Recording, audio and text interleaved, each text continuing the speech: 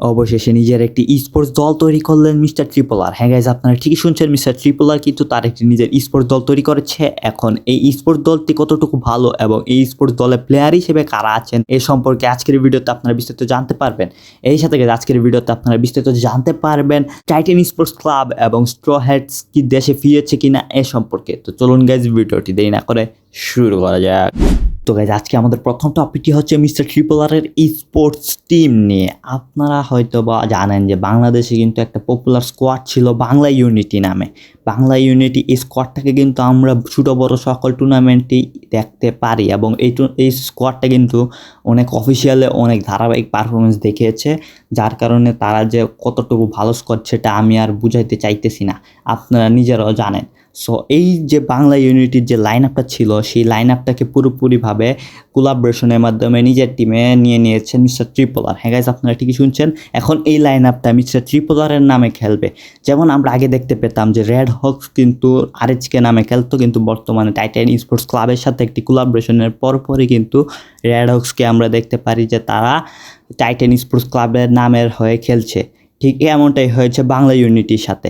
Bangla unity mister triple আরের সাথে collaboration করে এবং একটা স্পন্সরশিপে যুক্ত হয়, যারই ফলে আমরা দেখতে পাচ্তেছি যে বাংলা ইউনিটি এখন থেকে মিস্টার ট্রিপল আরের লাইন আপে খেলবে এবং মিস্টার ট্রিপল আরের ট্যাগে খেলবে। বাংলা ইউনিটির নামের আগে এখন 3টা আর যুক্ত হবে, আর তাদের ট্যাগ থাকবে এবং তাদের দলের নাম হবে মিস্টার ট্রিপল আর স্পোর্টস। আশা করছি মিস্টার ট্রিপল আর এই দলটিকে নিয়ে অনেক দূর এগিয়ে যেতে পারবে, তাদের জন্য রইল শুভকামনা। এখন আমরা পরবর্তী টপিকে চলে যাই। তো গাইস, আজকে আমাদের পরবর্তী টপিকটি হচ্ছে টাইটান স্পোর্টস ক্লাব এবং স্ট্র হ্যাটসকে নিয়ে।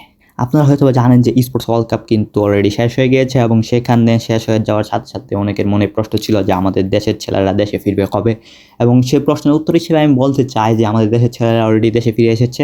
আজকে সকালে তারা দেশে ল্যান্ড করেছে এবং আমি যদি বলি, দেশে ল্যান্ড করার সাথে সাথে কুতুস একটা পোস্ট দিয়েছে, যেমনটা আপনারা স্ক্রিনে দেখতে পাচ্ছেন। সেই পোস্টে আপনারা অনেকেই অনেক কমেন্ট করছেন, যারা কমেন্ট করতে চান তার পোস্টটিকে কমেন্ট করতে পারেন। আমার ভিডিওতে কমেন্ট করলেও আমি রাগ করবো না। সো গাইস, আজকের ভিডিও এই পর্যন্তই রাখি, বিকজ আমার আশেপাশে অনেক কনস্ট্রাকশন ওয়ার্কিং চলতেছে, অনেক বাসাবাড়ি বানাইতেছে, অনেক লাউড নয়েজ হয় আর কি, যার কারণে ভিডিও কোয়ালিটি অনেকটাই ডাউন হয়ে যায়। তাই আমি বলবো যে আমার ভিডিওতে যতই ভুল ত্রুটি হোক আপনারা ক্ষমা দৃষ্টিতে দেখবেন, ঠিক আছে? সারাদিন এত শব্দের মাঝে থাকলে ভাই মানুষের মাথাও ঠিক থাকে না।